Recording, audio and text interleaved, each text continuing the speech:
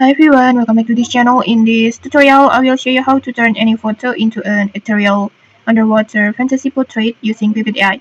So Pippit AI is an AI-powered creative platform that will let you to generate any AI content like maybe creative AI images or AI talking photos, avatar video, product showcase, and many more.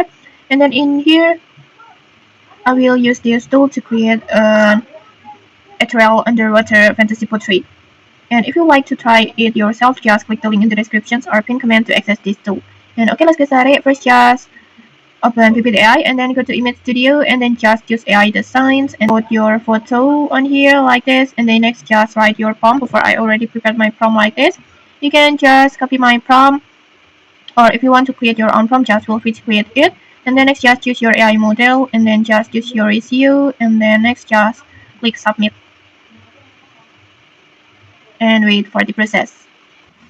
And okay, let's just look the results. Okay, like this, in just a few moments, your ordinary photo will become a magical underwater fantasy portrait like this. I think it's so beautiful. And okay, that's it. If you found this helpful, don't forget to like, comment, and subscribe for more tutorials. Thanks for watching, and see you.